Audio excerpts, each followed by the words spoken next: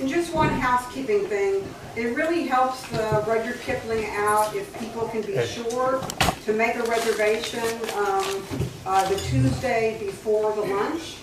And also, if you make a reservation and then you decide you can't come, it'd be great just to let us know. It just helps them to, prepare the right amount of food for us and not have a lot left over.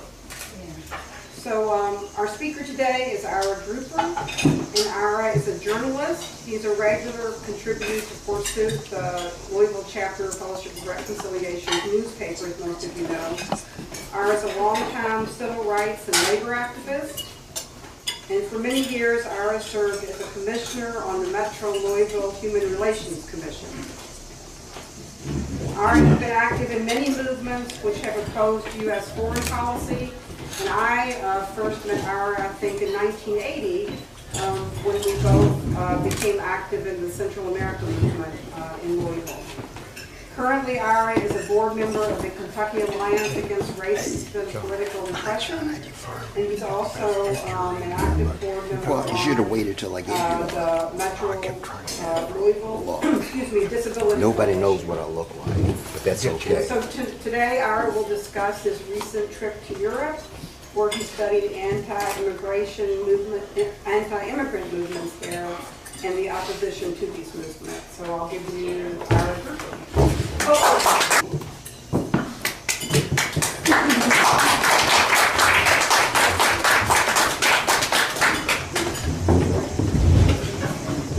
Can everybody hear me?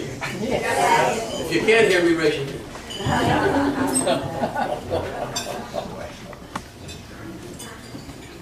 I'm very honored to be addressing you. The Louisville chapter of FOR, I have a very strong feeling for, and I have had for many years. When I was asked to write a newspaper column way back in 1998, I met with the editor then and somebody else, and I said, you need to know that I'm not a pacifist. I accepted nonviolence as a tactic during the civil rights movement, and unfortunately I was tested more than once. But I'm not. And they said, well, that's fine. They said I was righteous, little did they know. And they asked me to write, and I did. I'm going to do something that I generally don't like to do. I'm not just going to give you anecdotes. I'm going to give you some information that I've acquired. And I hope that you'll bear with me, that some of it is a little bit dry, but c'est la vie. Let me also acknowledge, perhaps parenthetically, but not parenthetically really. Yes. Okay. How about that? Is that all right? Okay. Try my best.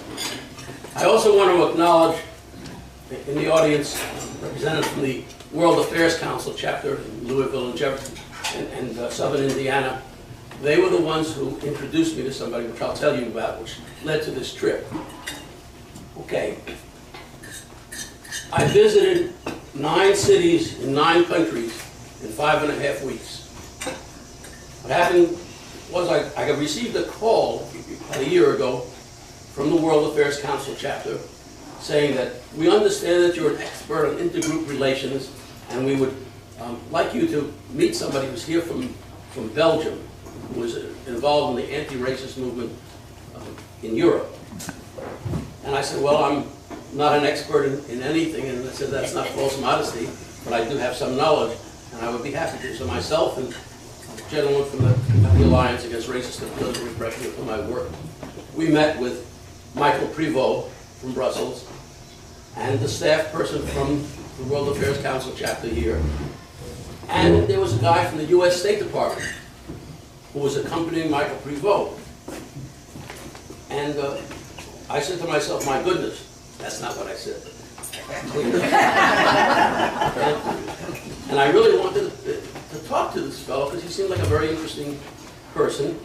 And they say that the Lord works in mysterious ways. The State Department guy had to go to the bathroom, so I talked to Michael, and he very kindly invited me. He says, you'll come to you. He says, we can't afford to pay for this, but if you can raise the money to go to Europe, we will set up an itinerary for you. So I started out in Athens, Greece, and I went to Budapest, Hungary, or as they say, Budapest, Vienna, Austria, Munich, Germany, Freiburg, Switzerland, well actually Montpellier, Switzerland, but near Freiburg. Then I continued on to Torino, to Turin, Italy, Brussels, Belgium, Paris, France, and London, England. I was there to examine the move across Europe against immigrants. What is it? Is it fascist? Is it racist? What is it? What causes? Well, I had some idea, I'd done some reading, but I really was quite ignorant of the specifics.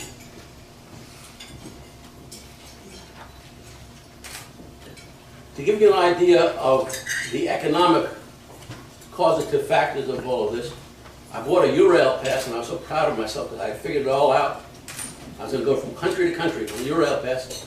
I couldn't get from Athens to Budapest. Why? Because the Greek economy is in very bad shape, and they couldn't run the trains on the regular basis. So I had to fly. I also didn't realize how expensive the hotels were in England and France, but that's another story. So I spent 3 to 5 days in each of these cities. In Greece, you have a group called the Golden Dawn. They wear the swastika. I don't mean they keep it in their pocket. They wear the swastika.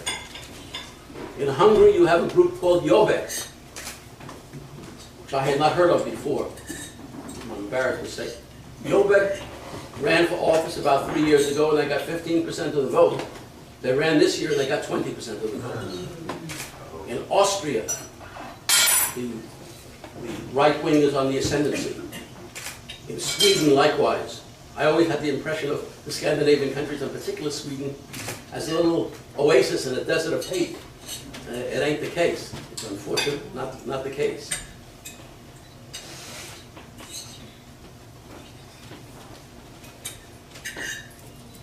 I met with progressive groups in all the nations that I was privileged to visit. I was on television in Vienna. There's an organization called Africa Radio and Africa TV, and they have a big office in Austria. And I was on television with a woman, a Syrian woman, who was a permanent resident of Vienna, and evidently that got a lot of play because I received a lot of emails from different parts of the world that I didn't know before. Before I get into some of the specifics, I wanted to find a couple of words, or at least one word. Neoliberalism. How many of you have heard the term neoliberalism? Well, this has come from one of the books that I've researched. An approach to economics in which control of economic factors is shifted from the public sector to the private sector, drawing upon principles of neoclassical economics. Neoliberalism suggests that governments reduce deficit spending, limit subsidies, reform tax laws to broaden the tax base, remove fixed exchange rates, open up markets to trade by limiting protectionism, privatize state-run businesses, and allow private property and back deregulation.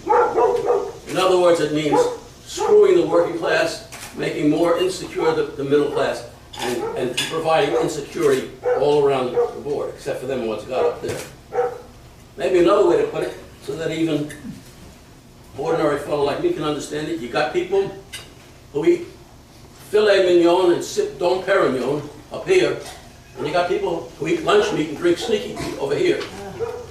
And it sounds like hyperbole, but there is a truth to it. The class differentiation is widening, unemployment is growing, and people are very insecure. Just like in the United States, many poor white workers blame all their problems not on the system, but on African Americans, and now on Latinos. The people who are wait at the border in Arizona when Latino people come across to try to get jobs in the United States, those people themselves, they're not all millionaire ranchers, I can assure you.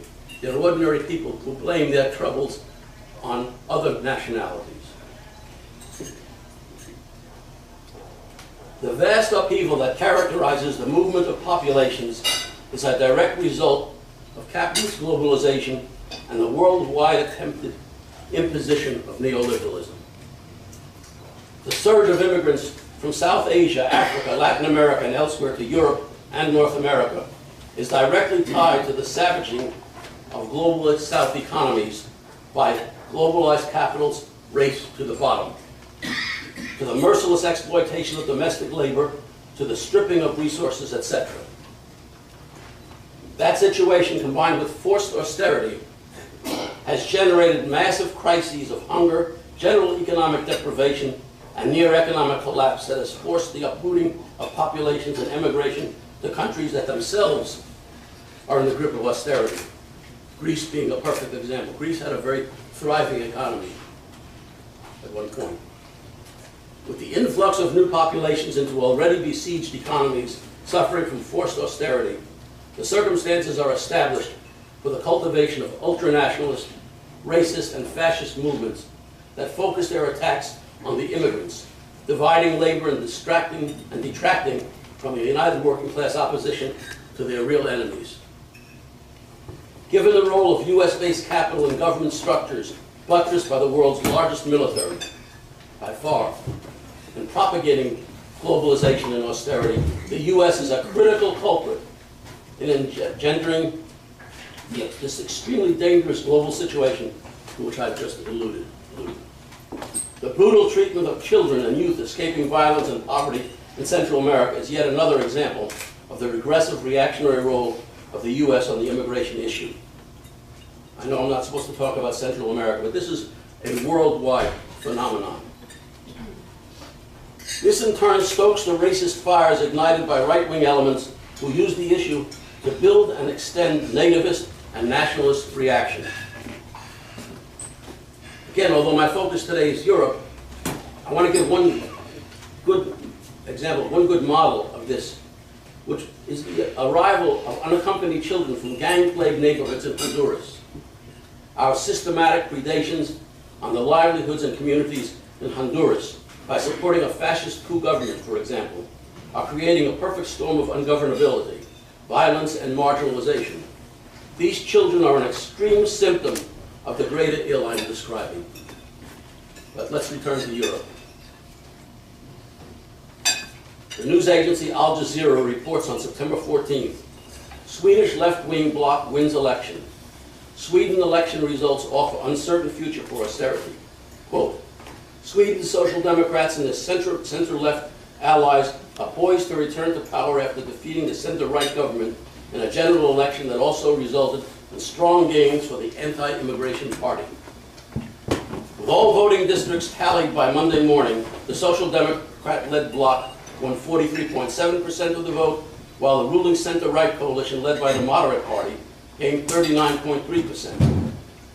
But the anti-immigration far-right Sweden Democrats were celebrating large gains as the party won 12.9% of the votes cast, more than doubling the 5.7% of votes won in the 2010 election. In other words, this far-right party in Sweden has doubled its influence. It's still a small percentage relative to the larger grouping, but it is a percentage that is growing. And this is a bellwether. This indicates the trouble that's ahead and what's happening elsewhere. I talked with people in a number of countries.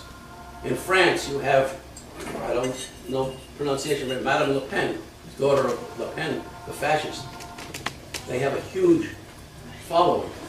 They will be a strong part of the government, if they're not already. I'm ignorant of the details. Some of you may know more than I. In England, the Conservative Party was not conservative enough. So there's another group, UKIP, which has gotten a chunk of that. Paranoia is the fear of the unreal. This is the real.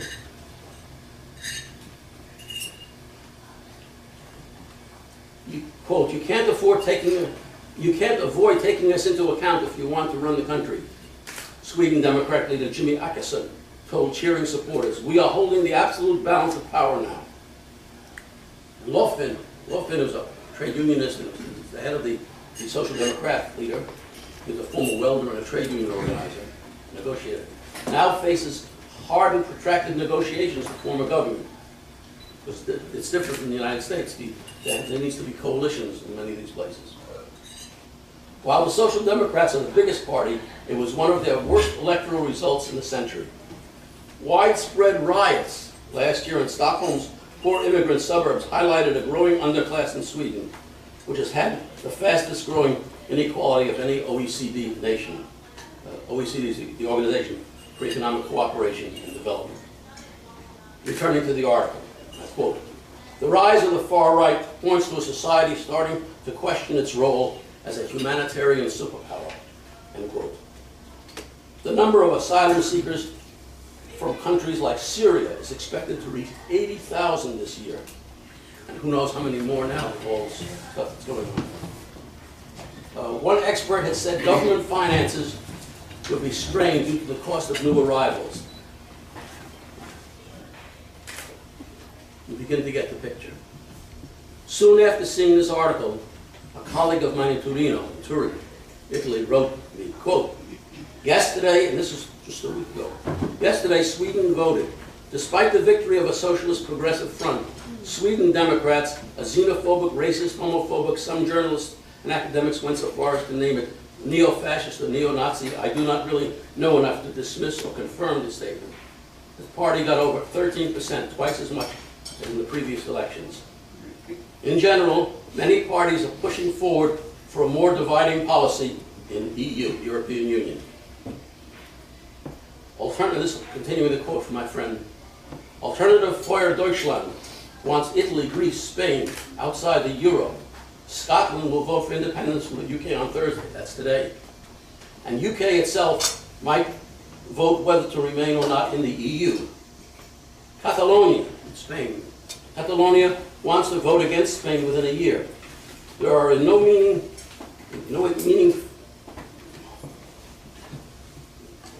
I guess he's saying, I in no way mean that this is fascist or racist per se, but they are legitimate political positions. And I feel somehow they go in a similar direction, or more than similar, nationalism, autocracy, let's think for oneself. Worrying.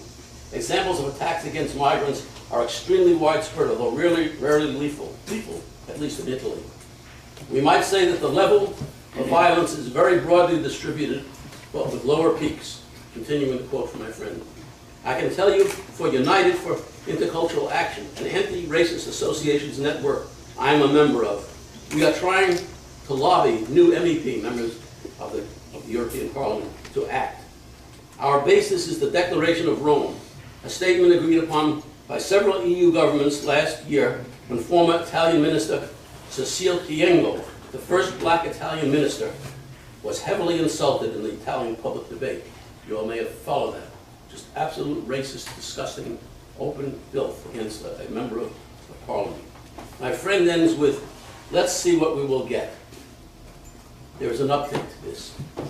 In this past Tuesday's New York Times, just 2 days ago, there's an article headlined, "Sweden looks to exclude far right from coalition." I've read you some things that I've gotten from colleagues because my knowledge, I'm not putting myself down, but my knowledge is not extensive in this area. I just have a great interest in this area. A Greek friend recently emailed me, quote, "Unfortunately, the police have often proven to be allies or even members of Golden Dawn.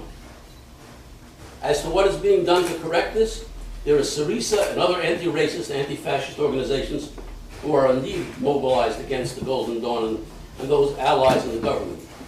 I should say that many believe that the government uses..." Oh, Kathy, let me know when I got 5 minutes left. Somebody let me know.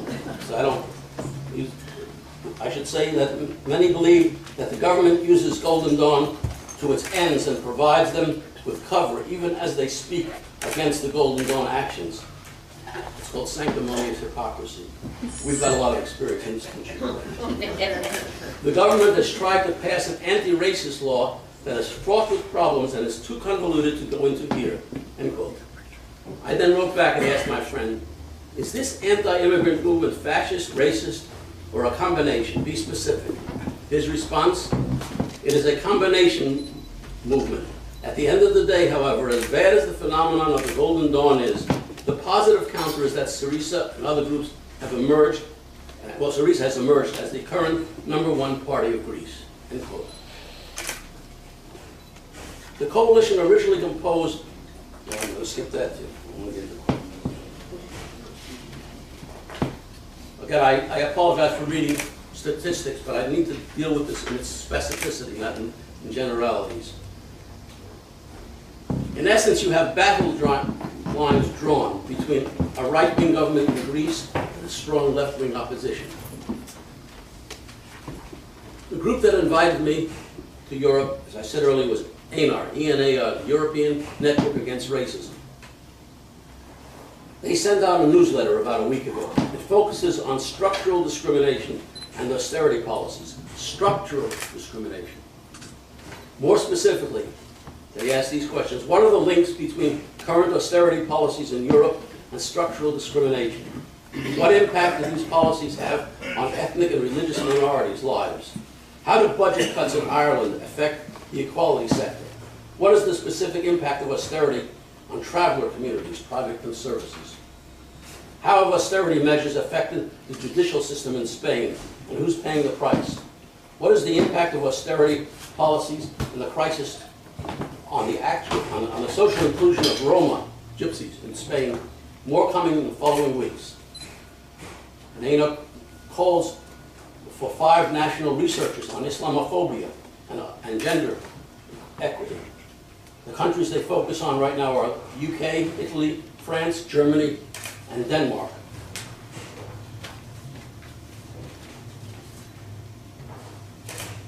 Investigative journalist Rick Goldstein points out, quote, whether in Europe's ultra-nationalistic parties, a portion possessing either explicit neo-Nazi or neo-fascist roots, or in the United States' most reactionary political groups, the West is seeing a rise of the far right not witnessed since the 1930s. At that time, the 1930s Great Depression had fueled far-right popular movements, and today's so-called Great Recession appears to be doing something similar.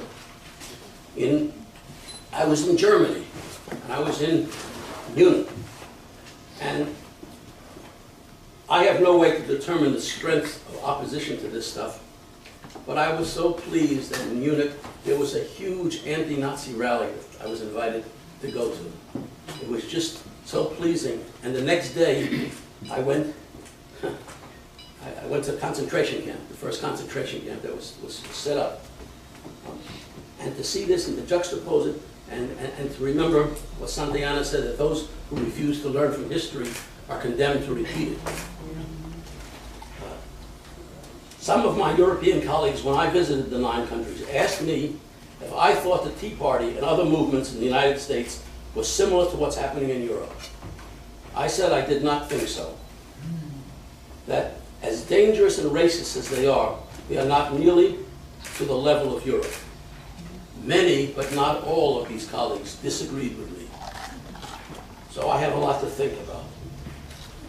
The rise of this disgusting anti-immigrant thrust appears to be a reaction to dire financial circumstances and no understanding of the cause of these dire financial circumstances.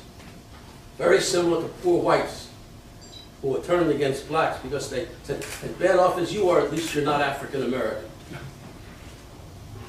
I was involved in the labor movement for a long time.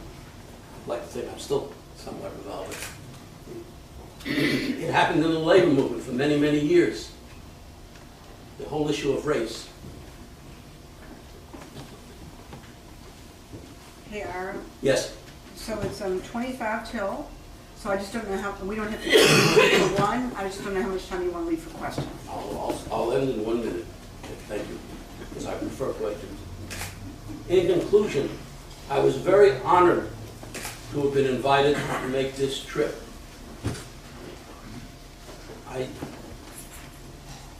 I really wanted to go see a lot of tourist sites. I went in Paris, I went to the Musée d'Orsay where all the Impressionist paintings are, and one other place. But it was just very daunting. In Munich, they showed me the spot where Hitler made his speech in 1919, his first speech, decrying the humiliation that Germans suffered in World War I. Well, it was not called World War I at that time. And then they took me to the building where Neville Chamberlain and Adolf Hitler signed that non-intervention pact, which unfortunately hastened World War II and the atrocities, the Holocaust, etc. I don't have an answer. Wish I did. I wish it would false modesty. It's not. What I do know is that we better wake up and understand the political parameters and what we need to do. And I thank you.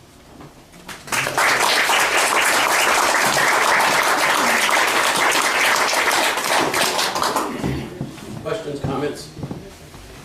I have difficulty seeing out there, so if you have your hand, just stand up and say your name. I agree. That was excellent. I agree with the idea that a lot of this is caused. Oh, I'm sorry.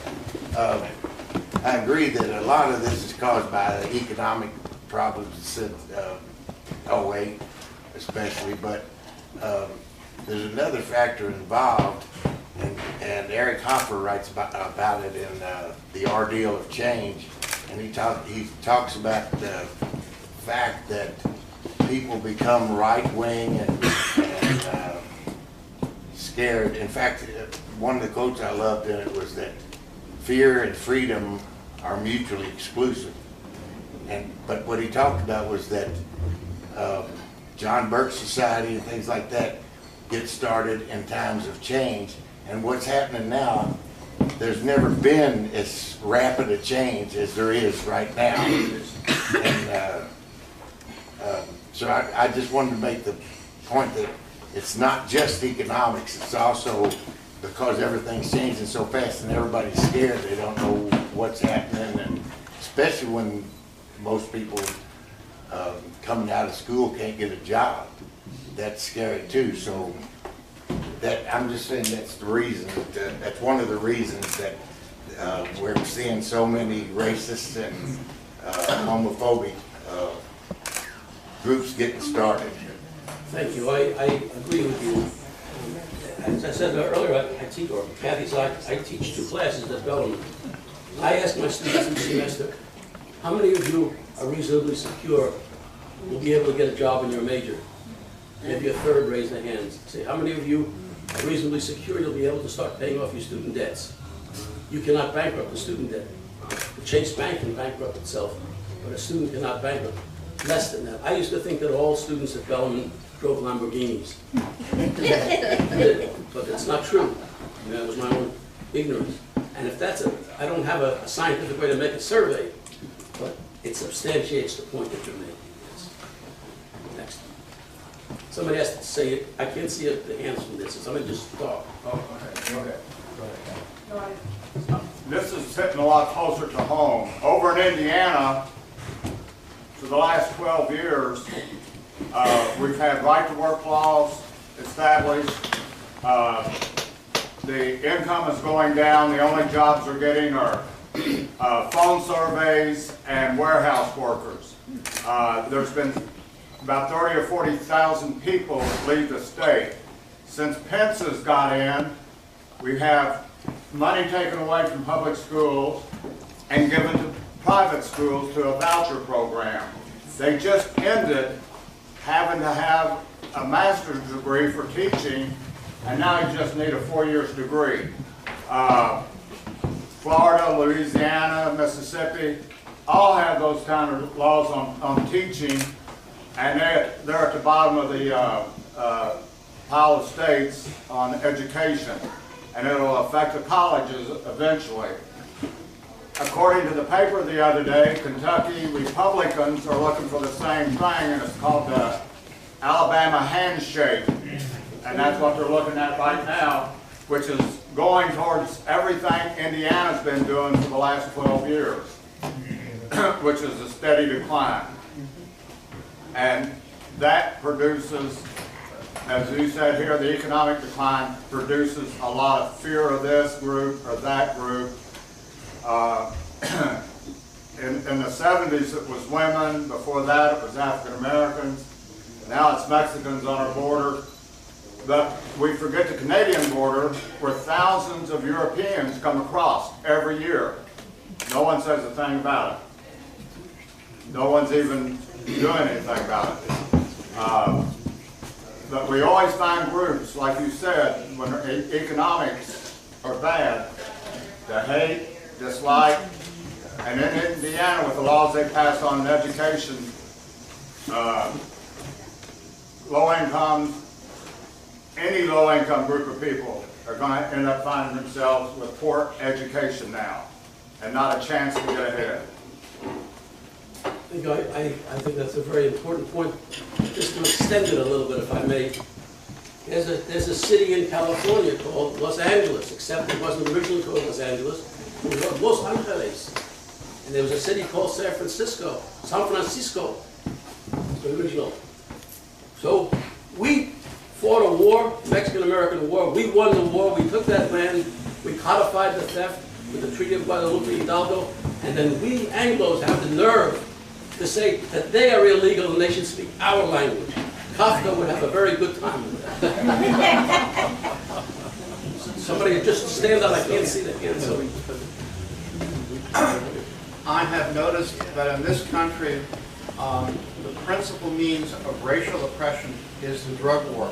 This was pointed out in Michelle Alexander's book, The New Jim Crow. 6 African American will get busted per cop for every 1 white person that gets busted. It's also an impressive thing in terms of Central America and Mexico. As you know, a lot of people are crossing the border to avoid the gang violence and corruption that is there, which has destroyed the economy. So I'm wondering, is that the drug war, is that a factor in the growth of racism in Europe? I don't know. Sorry, maybe somebody else can speak to that. Well, if anybody else knows, I'm here. Thank you. Ira, can you talk about the responses of European nations to immigration? It varies. I do understand that the European Union has financed very strong fencing. For example, on the border between Bulgaria and Turkey, and the Spanish foothold in North Africa.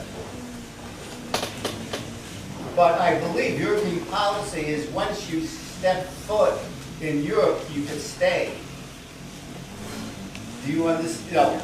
There's no attempt to massively force people back to the home where they may be in danger of repression. Whereas Israel is right now forcing black migrants living through the Sinai back into dangerous situations in the Sudan and Eritrea. I don't know if you have dealt with the policies, both the European Union and other nations that have been receiving immigrants. The stated policy of most European nations that I know about is one of egalitarianism, the welcome. But there's a difference between what is stated and what is permitted. And these governments are very insecure. I mentioned at the beginning of my talk, the percentage of the right wing is growing. People want to keep their jobs. But I don't know more than that. Sounds like you know more than I do. I just thought you'd say a little bit. You know, I went to Sweden as an immigrant in the 70s. I went to Sweden in the early 70s as an immigrant. And I lived there for 12 years and became a Swedish citizen. And it's funny to be in that kind of environment where you are foreign. The way it was is most of the foreign population was younger. We were healthier than ordinary Swedes. We didn't take as many advantages from the Swedish system, and we paid taxes like everybody else. But as the economic environment got harder, people would talk about the foreign population, so somehow we were milking the Swedish system. We were paying taxes like everybody else, and we were getting fewer benefits than ordinary Swedes. So the environment turned harder. The Swedish expression, I've actually been attacked in a spore line in Sweden. It's jävla utlänningar, devil's foreigner. And so it's there. But another thing that's rising in Europe is anti-Semitism. And this current bombing in Gaza has made it worse.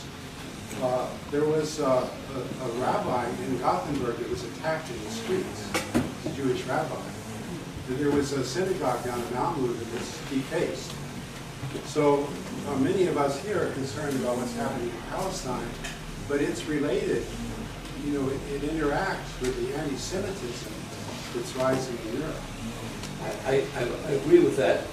One has to differentiate between the policy of Israel vis-a-vis Palestinians, which I happen to feel, as you do, John, is an atrocity. It's a crime against humanity.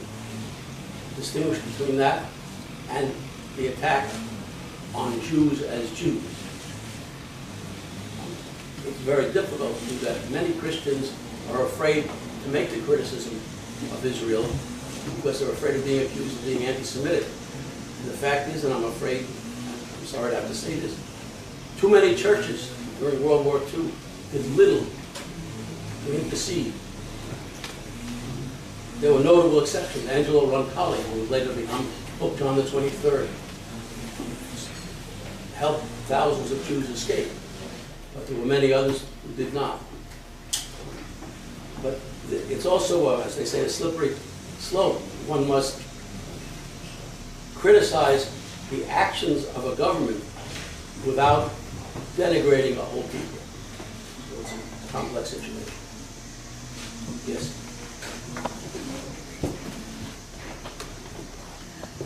I don't have a very strong voice, but I wanted to relate, Ira, what we were talking about in Europe to, of course, what's happening in the USA regarding the Koch brothers. And the Koch brothers, I believe, if I got the history right, the father came, you know, British society came down. The Koch brothers, of course, fund a lot of the right wing. And we are influenced by that because they got gobs of money, and in the capitalist society we live in, gobs of money really work. So my question is, do you see any of that in Europe, where you have, you know, a lot of money pouring in for these anti-immigrant causes or other causes? There is money pouring in, but I don't know enough to talk about the sources. I really, but these are well-funded people. This is not just a little fringe group, a little clan, collaborative. People have money, but I don't know where it's coming from. Maybe others here with more knowledge than I. But the question is very valid. Somebody else? Yes. I just was sitting here wondering about the fact that we have corporate globalism, corporations that are global. So I'm wondering, did you encounter any signs in Europe of global unionism so that people can start uniting in unions, or is the whole union movement going in the other direction? There are attempts made, some successful, some not, to internationalize the labor movement. For example, there's a group, we had a group that was associated with the AFL-CIO for many years called AFIO, the American Institute for Free Labor Development, which worked with the CIA, unfortunately, to help undermine progressive governments in Latin America. But they changed their name. I can't remember the new name, I'm embarrassed to say. But I understand that they're doing some good work in Europe, in just this cause. Beyond that, I think there are a number of churches doing good work. I think the Presbyterian Church USA needs to be commended for some of its work being done, and I think the Methodists as well. I don't know enough to speak in details.